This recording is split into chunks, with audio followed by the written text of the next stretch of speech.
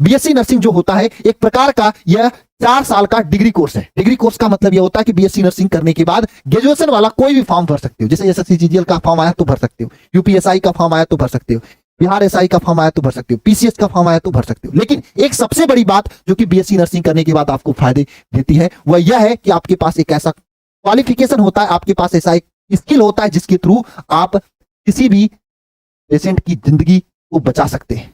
आप एक डॉक्टर का बैकबोन हो सकते हैं।